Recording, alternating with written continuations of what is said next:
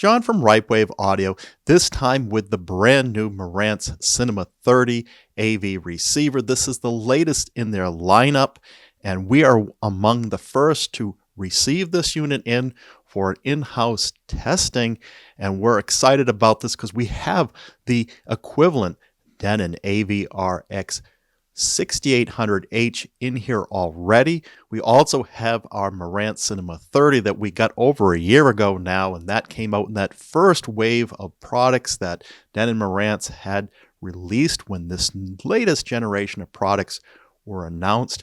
And now we can see how the Cinema 30 measures up against all this. And along the way, we're going to bring in a few more things in here, like what color did we get? And is there still an HDMI bug in these Denon Marantz receivers and processors?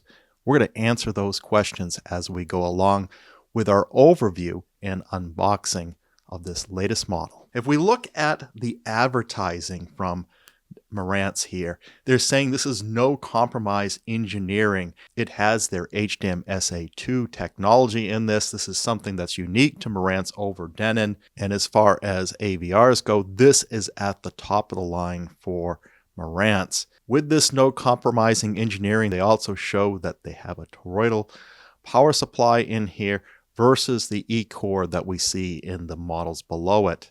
They continue to promote their powerful calibration and precise tuning that enables you to get the most out of your Marantz sound. Of course, this is the same Odyssey and Direct that you have in all the models in this range. Each channel is rated at 140 watts, 0.05% THD. We're going to explain further what that means. Like all Denon Marantz products, it has a lot of technologies built into it. It checks a lot of the boxes, and for most of you, it's all the boxes. And their advertising says, sound for what you see. So when you're watching a movie, this is the way to hear it. This is an 11.4 reference channel AV receiver, and it's available in two colors, the black that we're used to and the silver color, which they had available internationally, but not in North America. So we're happy to see that they brought not only this model, but all the models that they've released in this generation of cinema products. So let's get into it in our way. And we did this comparison chart with Denon and the 6800 and how it fit around with models above it and models below it, not the full range. And we're doing the same here with Marantz having processors and receivers in its range, not just receivers as Denon has. It gets a little harder to get these all sorted out, but I think we've done a good job here. We're showing the prior generation, which was from 2020 to 2022, and this latest generation that came out of fall of 2022. And we've seen a few models come out since the early ones, which was the Cinema 50 was part of that first round. So this Cinema 30, as far as current generation, is the next stop down from the AV10, but there's a huge difference in price. The AV10 processor only, $7,000, 19 channels of processing, and here the Cinema 30, only 2 channels less, with 11 channels of amplification built in at 140 watts per channel into 2 channels. If you take their 70% rule, and now we know that that applies to the first 5 channels, this gives you a 98 watt per channel, 5 channels driven rating. And this is equivalent to the model it replaces, the SR-8015, which was introduced in 2020. So 4 years later, we're seeing its replacement, but it too was 11 channels, 140 watts driven into 2 channels, 98 into 5 with a 70% rule applied to it. They have this other product, which is also a processor, the AV-8805A, which is still available on their website for sale, but it's not the same caliber as the AV10. It has less channels of processing, 15 versus 19. This is due in part by only having 2 channels of subwoofer versus 4, but they have this other model in between, which is the AV-8805, which is $5,500 available today. but still an older unit coming from 2021. So as we get into it, we'll see how this fits in and why the AV10 might be more expensive than the AV-8885 and now the Cinema 30 as well, as far as currently available products. Now, if you want to get a deal, the 8015 has been discounted from its original price of $3,800 down to $2,500, which is the same price as the Cinema 50, several grades below it. So that might be an opportunity for you, and this video might help you make that decision. They also have another AV processor, the AV-7706, only 13 channels of processing. And then we see the Cinema 40, and the product it replaces, the SR-8015. Now, in the last video, we didn't go down another tier, but here we will because we do have the Cinema 50 in-house here. That fits below the Cinema 40, and you can see the jump in price. $2,500 for the Cinema 50, $3,500 for the Cinema 40, $4,500 for the Cinema 30. We're going to find out if that extra $1,000 per model jump is worth it. And this is something that's been called into question by many of you. And of course, we're showing here the other archive products not available on the Marantz site anymore, like the 7015, which equates to the Cinema 40, and the 6015, which is the equivalent of the Cinema 50.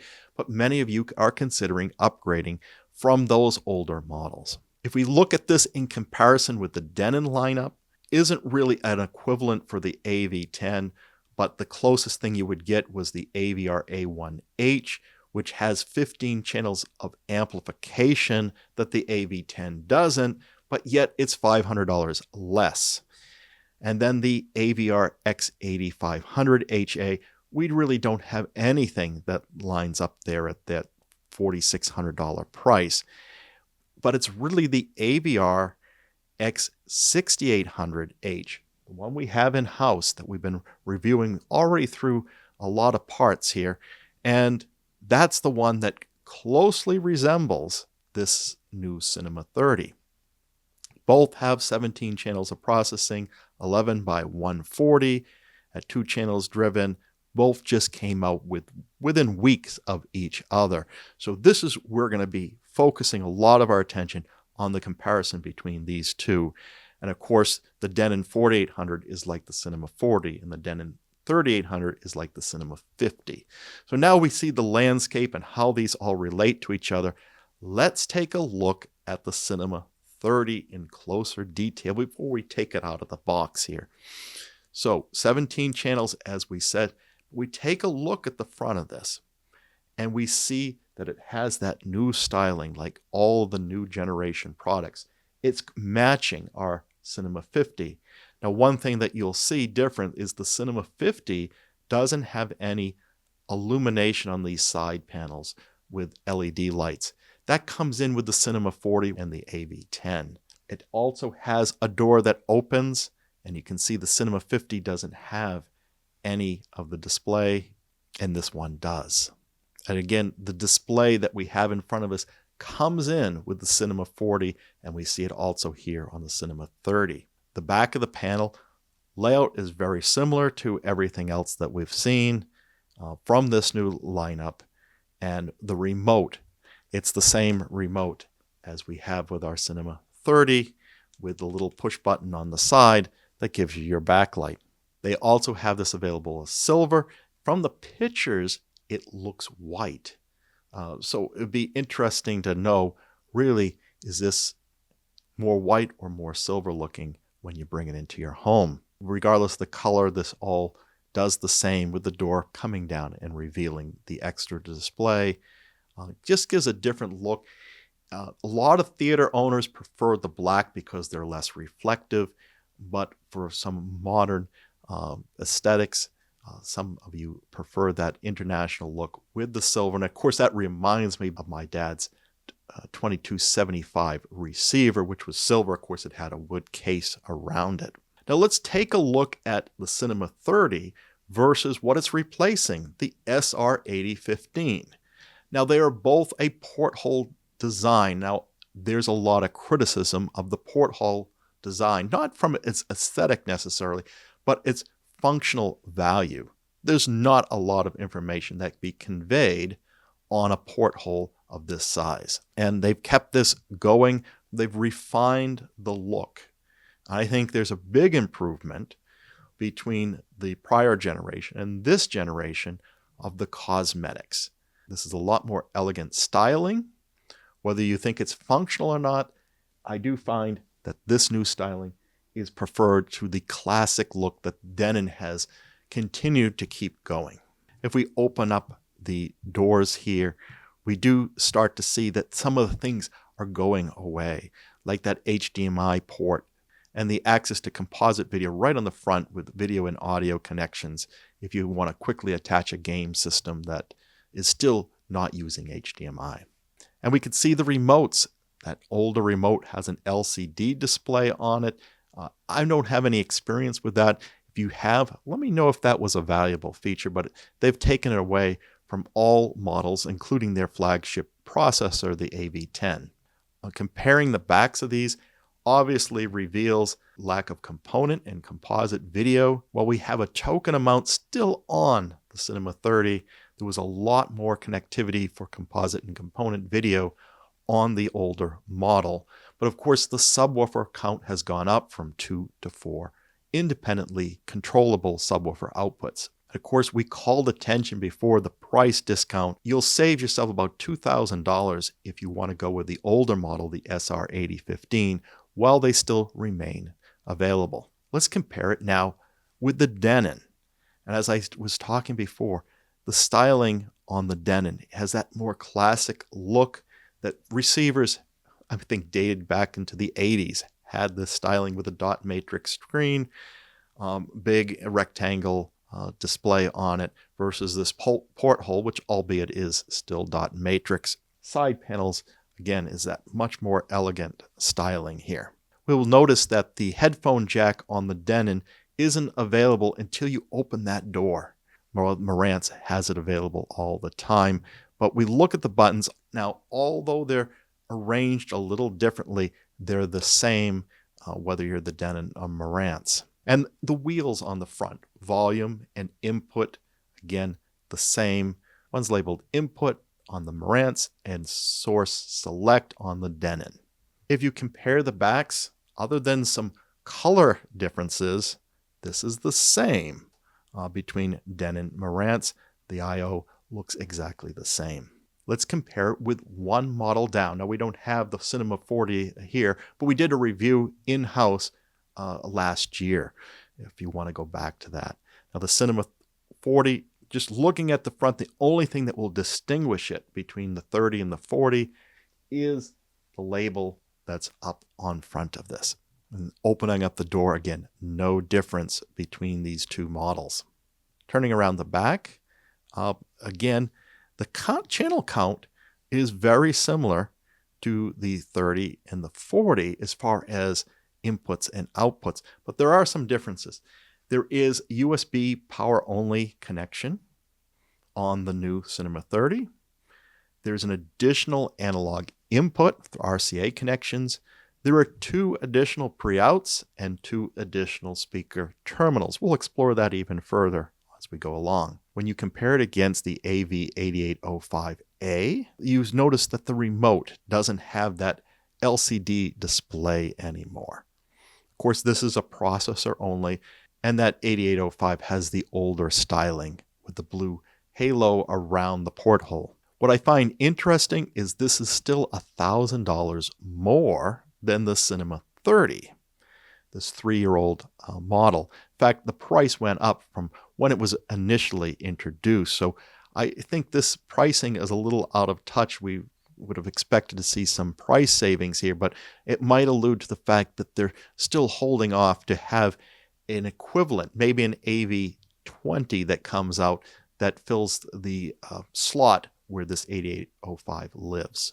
If you open up the door, you'll see the same things that are missing as it was on the other older product, as it was on the SR-8015, the HDMI input, the front aux audio video input, and the music movie mode buttons. Looking on the back, the new Cinema 30 has more amplifier outputs, more subwoofer count, an extra trigger, but it doesn't give you is the balanced XLR input, the balanced pre-outs, and the composite component video I/O count, of course, has dropped just like it was on that SR-8015. Now comparing against the flagship, the AV10. Now what more do you get for jumping up to $7,000 here? Well, the front of it doesn't look any different. And again, you wouldn't know unless you look closely at the label of 10 on there versus 30. Same can be said about opening up the door and the remote. Nothing appears different on the front of this for spending that much more. When we turn it around to the back, of course, it looks a lot different being a processor with the balanced outputs. But it has those, as well as 2 additional pre-outs. What I find quite interesting is the AV10, part of the same generation of product, has 1 less trigger output, yet it's the flagship. It just seems odd to me that why couldn't you keep the 3 trigger outputs on the AV10, particularly because you're going to be using those external amplifiers. You're going to want those extra triggers, not just your subwoofers, but all the extra amplifiers that you need to hook up all this, because it doesn't have any amplification built in. So I find that quite odd that they dropped the trigger count to 2. Looking inside the Cinema 30 and comparing it against the SR-8015 it replaces, it looks very similar. Both have the toroidal power supply, but will call your attention to the HDMI board, which you're seeing sitting on top at the back of the unit. And of course, they made some improvements there by able to support HDMI 2.1 on all the inputs and all but 1 output. But otherwise, the layout is similar. Some of the boards on the amplifier section look a little different. So it is the same class of product, we can tell just by looking with the cover off. If we compare it against the Denon equivalent, the 6800H, we see that the Denon is not as deep. They're a little more conservative inside, and I think it has a lot to do with the power supply section, because Denon is still using the E-core transformers, and the layout they can keep a little tighter than what's required with a toroidal power supply. Comparing against bigger range of products here, we see the AV10, and that's just a processor, and how much bigger that is. So it's a lot going on that can help justify that additional cost. Maybe not that much, but they have a claim to make when you take that cover off, and there's certainly a lot going on in it. When compared against the 8805, which is not as deep as the Cinema 30, the Cinema 30 does look more robust, but again, the 8805 is a processor only. I threw the Denon 6800 on here just for comparison's sake. It starts to look like the Denon 6800, while it's considered the equivalent of the Cinema 30, is from a feature set and a lot of the specifications point of view. The inside looks like it's more resembling the Cinema 40 and the Cinema 50 from Marantz, with that E-core transformer, more particularly the Cinema 40, where that E-core is about the same size. So I think what they've done here, and what I want to point out, the Denon equivalent is $3,500 versus $4,500. You're spending $1,000 more to get the Marantz. But looking inside, you start to begin why they could charge more. But again, is it worth the full $1,000 more? Something we're going to dig into during this series, and it'll ultimately come down to sound quality when we do that test. At this point, we're going to look at the speaker layouts and surround formats it supports. So the Cinema 30 said this is the same as the 6800H. That allows you to create a 7.4.6 configuration or a 9.4.4. And for our use, we're doing 9.2.4 in our space. So it's nice we can fully energize the speaker layout that we have in our theater with either of these products. With the 8805A, you lose 2 of your subwoofers. So it's really the same room configuration, the 7.2.6 or the 9.2.4, which would be perfectly fine for the speaker layout we have in this room, but it doesn't have the room to expand to add extra subwoofers. For that, you'd need the AV10, which not only gives you the 4 subwoofer outputs, but it now brings you up to being able to do a 7.4.8 or 9.4.6 configuration. Where we get the 8 is when you're bringing in your top center speaker or your front center speaker with an Aural 3D 13.1 configuration. You can utilize that 4th row of heights to do those special channels for that format. And we can see that these Marantz and Denon models allow for that all the way through the SR-8015. And we start to drop off the Aural 3D capability for a center height speaker. The SR-8015 that the Cinema 30 is replacing is like the 8805 because it's everything less the 2 channels extra for subwoofers. So the 8805 is just processor, where the SR-8015 has the built-in 11 channels of amplification. The AV-7706 is only 13 channels. So processor only, you're going to be paying a lot more for it. I think this is losing kind of its position in the range. So I'm not sure if Marantz intends to actually replace this one. They do add another processor to their line.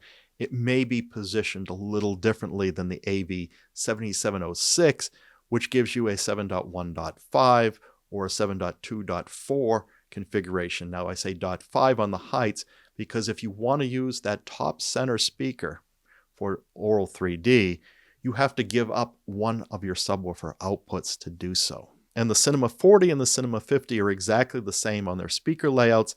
They both support 7.2.4, which we've slightly outgrown since we've added in front wide speakers, but of course we can still enjoy it just the same. Now they all support Dolby Atmos, DTS:X, but the entry models do not support DTS:X Pro. That doesn't come into the SR-8015, Denon's X6800H, and the Cinema 30, that class of product where you finally get those extra channels where you can do front wide speakers. They all support Aural 3D, but what I'm starting to do here is explain which speaker layouts that Aural 3D is supported for.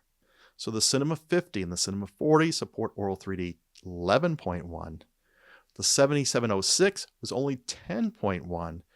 The SR-8015 was 11.1, but everything else is a 13.1, which is the full Aural 3D speaker layout, which gives you 7 at the base layer, including your rear surrounds. It gives you your front height, left, right, and center, your rear height, left and right, and it gives you a top surround speaker. From what I can tell, all of them are supporting the MPEG-H or Sony's 360 reality audio format. This is, other than Sony, the Denon Marantz are the only ones I know that are supporting this. Let me know if you've heard of other receivers or processors supporting MPEG-H and 360 reality audio. I suppose a few more will be coming. They all have a 1/4-inch headphone jack on them. They all have an FM/AM tuner except for one. The AV-8805A does not have an FM/AM tuner. And this is similar to what we saw on the Denon line. I guess in those generations, they decided not to put a tuner in some of their premium models. They all have a removable IEC power cord, and they all get their power rating set at the factory. So there's no switch between 115 and 230 volts AC. They all support IMAX Enhance and Dolby Vision at these levels. They all support Odyssey room calibration, which is built in and no additional charge.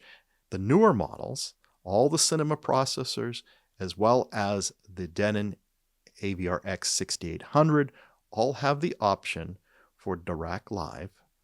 And now, as of December of 2023, they have the option for Direct Live, bass control, but you're going to pay for all these options. None of them have THX certification. It's something that Denon and Marantz don't do at this time. We have now a clearer picture on the DACs. Now, This is not coming from Denon Marantz directly, for the most part.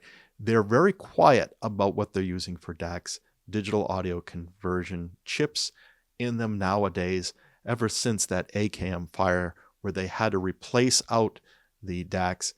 Very little is said, although I do think they've publicly announced that the Cinema 30 has an ESS chip, and then the lower models have little something less. From what we can tell looking over internet sources, other forums, etc., we've come up with this picture, which is an improvement over what we did for the Denon report on the 6800. And we've updated that chart since as well. So the lower models all appear to be using Texas Instrument chips, like the PCM 5102A, depending on the model. The newer generation is that 5102A, which is like in the 40 and the 50. When you hit this Denon X6800 and the Marantz Cinema 50, the ESS chips are being used. We believe this is the ES-9017S. These are 8-channel chips. They have their own signal-to-noise ratio capability up to 120 decibels with a negative 110 dBs THD plus N, and it's capable of doing PCM 24-bit 768 kilohertz and DSD 512. That's what the chip can do up to, but the implementation that Denon Marantz have put into it gives you an output of 104 decibels, which is a little better than the lower models, which is 102 on the reported specification, and it's 0.004% versus 0.008% on the THD. The PCM, they're leveraging up to 24,192 and DSD at 128 through the HDMI input. If you go to the higher models, they're using the ES-9010K2M, and the newest AV10 is an ES-9018K2M, and that's giving the best rating of signal to noise, 110 decibels on the final output, THD at 0.002%, so you can see how their ratings are getting higher. Of course, that 8805 is not as good as the Cinema 30 on paper, but the AV10 gives you that same DSD and PCM support on the AV10. Looking at the I/O now, they all have 7 inputs, 3 outputs, except for when you get down to the Cinema 50, it drops to 6 HDMI inputs. They all have 2 coax and 2 Toslink optical inputs, but no outputs on those digital media types. The balanced outputs are only found on the processor-only models, the AV10, the 8805, and the 7706, so they'll respectively give you their channel counts there. The rest of them are giving you all RCA unbalanced connections on the outputs. The older models, the 8805 and the SR-8015 and the 7706, all are giving you a 7.1 input. Now that's going away. We don't see 7.1 inputs much longer here. With HDMI becoming the standard on source inputs, we're losing that as well as the component and composite inputs. And you can see the counts here that you do get from those models as well, from those other legacy connectivity types of composite and component video. You will only see in limited quantity for the newer models, like the Cinema 30 is 2 composite and 1 component input, the same with the Denon 6800. The Cinema 30 does give you a lot of RCA analog inputs at 6, which is the same as the Denon and the SR-8015. And they all have a moving magnet phono preamp. Of course, we prefer to use an external one. We have the option of using moving coil cartridges in our case with our Parasound preamp. Looking at the HDMI a little further, we can see now that with this, the newer models give you the full 7 channels or 6 channels of inputs that are 8K capable, versus the older models only gave you 1, although that could be increased if you bought a special external adapter. They all support variable refresh rate, but we're seeing now that Denon and Marantz are no longer advertising quick media switching, which they previously did on the older models, and they haven't taken it off their website yet. But we question that, and we'll explain why in a little bit. Let's get through these other items first. But it does have auto low latency mode and quick frame transport and things like that, all capable of the HDMI 2.1 standard. It has HDR with a hybrid log gamma, HDR10 plus, Dolby Vision, and IMAX, as we mentioned before, and they all support the Copy Protection 2.3 standard. What about this quick media switching? Let's first explain what this is. And I think a lot of you have come to me and said, well, I don't really need the HDMI 2.1 because I'm not going to use 8K. I'm not a gamer. Well, there are features in HDMI 2.1 that go beyond gaming, and they go beyond 8K. And this is one of them, quick media switching, at least what it's intended to do. So if you don't have quick media switching, you'll often see periods where your screen will go black before stabilizing and producing the image. What quick media switching does is it leverages variable refresh rate mechanism to eliminate these blackout periods when an HDMI source device switches its video mode. Now, the resolution must stay the same. So if you're watching 4K content, that even though the refresh rate is changing from maybe 60 hertz to 30 hertz, you're still at 4K when the new source is. But if it drops down to a 1080, then you're still going to have the problem. But in this case, if you do have that consistent resolution, it will work, but also requires every device in the chain to support HDMI 2.1A or B. The result is instant switching between frames. This has got limited support out there. It's supported by the Apple TV 4K from 2022 and 2023 LG OLED televisions. Those products are HDMI 2.1A certified, so they're doing this correctly. Now, has other products added since then? I'm not sure, but these are the ones we know about. Let's talk about Nuvoton and Denon and Marantz, because there is a bug that is present on all these new models. Denon and Marantz, as well as Yamaha, use the Nuvoton chip to do their HDMI boards. Nuvoton, now this was formerly Panasonic. Nuvoton has taken over Panasonic's HDMI chip business. Nuvoton did not certify their chips, and as a result, they're incompatible. What this means is that Denon, Marantz, and Yamaha receivers using these chips, which I think is all of them, they're not compatible and they will not pass QMS. You're going to have to bypass, and if you want to use this, you'd have to have your Apple TV go directly to your LG TV, and then you get quick media switching. But if you have it pass through your AV receiver or processor, you will still have this black. And you'll say, why am I not getting QMS? It's because of this defect in the Nuvoton chip. Even the new boards that they came out with to address this problem when it came out a few years ago does not address this. It's a hardware issue, and software is not going to be able to resolve it. We don't think that Denon, Marantz, or Yamaha will come out with a board swap to fix this.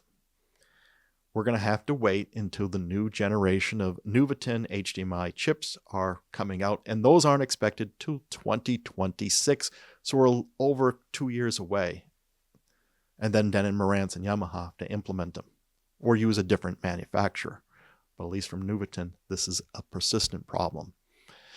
Is it a big deal? Well, I'll let you decide. It is a limited use case, but when it works, it's something that it makes the experience better. Networking. They all support Ethernet. They all support wireless. They all support Bluetooth receiving. They all support Bluetooth transmit to like a headphone or something like that, except for the 8805, which doesn't have that feature, just like it doesn't have a tuner. As far as control, they support voice control, Alexa, Google, HomePod. But Josh AI seems to have been dropped on the newer models. Now the trigger count, this is something we talked about. The trigger count, the Cinema 50 has the least. It only has one. Otherwise, you have two, unless we're talking about the Cinema 40, Cinema 30, and the Denon AVR-X6800, which all have three. Again, I don't know why the flagships don't have three like these latest models. Lots of integration support. I'd be surprised if there's something that doesn't work out with them. Often they don't talk about every system that they can integrate with, but this list is as long as any that we see out there. Streaming ecosystems, AirPlay 2, Roon, it's Roon tested, Spotify, and Inhouse. And Inhouse is their own technology, and you have access to that. Internet streaming, no difference on any of these models through the whole range. Prime Music, Apple Music, Deezer, Napster, Pandora, SoundCloud, Spotify, SiriusXM, Tidal, but not MQA, Tuned In, and iHeart Mode and Mode Mix. The remotes. We got the Denon remote here. We got the remote from the Cinema 50. When I look at the picture for the Denon, it looks like it has this little button on the side. Those are the images that come from Denon. But when I got the remote from Denon, there's no button on the side. There's no backlight. The Marantz one has the backlight. You push the button, the backlight comes on. So I find that odd. They don't have the correct image on their website. It was misleading. I had it wrong in the earlier video for Denon. But all the new Marantzes have the same remote that we can tell. They've dropped the LCD display. So it's all been updated from the prior generation. When we look at the dimensions, and we saw that overview shot, we could see that some of these are deeper.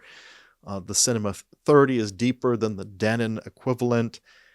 It is also heavier. It's 42.8 pounds, 19.4 kilograms versus 34.4 pounds, 15.6 kilograms. So bigger chassis, heavier toroidal power supply. And we can see that certainly heavier than the Cinema 40, the Cinema 50, certainly a little larger than those units, and even larger than the model it replaces, the SR-8015, as well as the 7706. And it is larger than the 8805. The only one that is larger than the Cinema 30 is the AV10, and that's because of the depth of 19 inches versus 18 inches. Pre-out modes. So with the new models, you can independently for each channel decide whether you're going to turn on or off pre-out mode. The older models, you didn't have that capability. The Cinema 30 is 780 watt consumption versus 750 of the Denon, which is the same consumption as this SR-8015. On standby, none of these are using more than 0.2 watts. Everything from the SR-8015 up is made in Japan, but also the Cinema 40 made in Japan. The 7706 and the Cinema 50 are made in Vietnam. There's a 5-year warranty on these models, so that's something that you might care about as well. So at this point, let's get this unboxed and we'll take a first look at it, and you get to see whether I got the black version or the silver version. One thing I'm going to be curious about, when we got our Cinema 40 and we compared that to the Denon AVR-X6800 when we unboxed it, the Marantz one was more elegantly packed than the one that we got from Denon. And we'll see if that's the case. I know that the Denon X6800 wasn't that elegantly packed. We can see right away that there's an accessories box for the Marantz. And I do see that this is going to be that same elegant packing. The power cord, IC power cord. The box with the Odyssey microphone in it. And I'd be surprised if this is any different than any other Eiffel Tower style mic that we get from Denon Marantz, and it is the same. The other thing that I find odd though is that Denon Marantz, when you start paying this much for an AV receiver, I would especially think the AV10, why don't they ship you the calibrated version of this? No, I've got to go on and spend, I don't know if it's $70, $80 for the calibrated version of this microphone. If you're going to use direct, then I guess that doesn't matter. Remove the foam pieces. And I got to be careful. This is going to be heavy.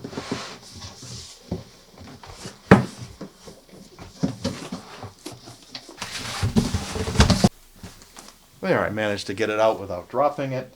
It's got the sticker on here, this kind of foam-like covering, and we don't see that on a Denon product. I'm going to be gentle about opening this up, and now you can see that I indeed got something a little different this time. We got the silver. When you pull this up on their website, they say silver gold. It does have a little bit of a gold tinge to the silver. It is not a bright silver, and of course used gold in the past. I remember when they introduced, I think it was either the late 70s, early 80s receivers that were all gold. I never liked that. Some of you might like it, but I never liked it. I like their silver much better.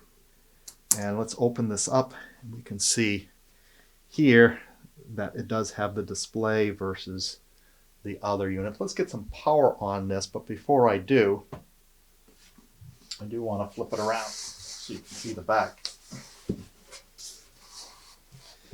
And we can see here the digital input section, the Ethernet, the HDMI connections, the 7 with 3 outputs, your analog inputs, your zones, your pre-outs, your subwoofer outputs, and of course all of the terminals for your amplifiers that are on the back of this. Now, one thing that we'll notice here different, and I'll flip this Denon around.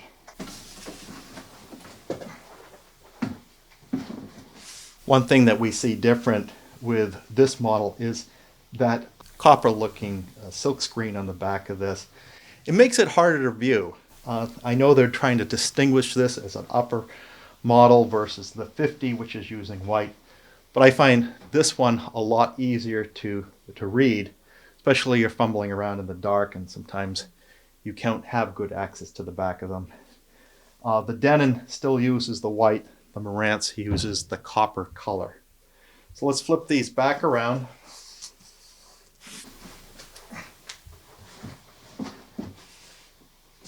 Before I power this up, I'm going to show you what's in this accessories box. And this is a big difference between the Denon and the Marantz. You get this nice presentation here that you, of course, you pay for. But this is a getting started guide, not a manual. Instructions on using Inhouse, your antennas, batteries, the remote. If we go to the second layer here, we have our antennas, labels, and of course we have our own labeling schemes. We don't use those. Their microphone stand, the rocket ship, which we don't use because we use a nice tripod. But those are the accessories that come with this. And we're going to open up the power. With all Denon Marantz products, they use a 2-prong power cord, not a 3-prong. There's no grounding pin on them. And we powered this on, and we can see from the side here, we indeed have the LEDs on the side. I think those are controllable through software. We'll explore that as well. And it's ready to run the setup assistant. And if we pull the door down, we have a little more information than we would from the porthole, which matches the information, I believe, on the Denon. So be sure to come back here where we go into a little more depth. Now we won't repeat everything that we did with the Denon, but I do want to do some comparisons to see if there's any differences. So what are your thoughts on Marantz's new Cinema 30 AV receiver? Do you think it's worth $1,000 more than its equivalent Denon X6800H? Do you like the silver color, or do you prefer the more traditional black home theater look? That feedback would be useful to the Ripewave community.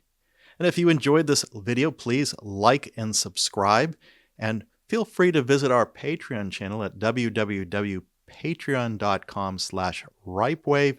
Of course, you can always give us a one-time donation by hitting the thanks button. That's always appreciated, but it costs nothing to hit the bell notification to inform you when the next video is posted.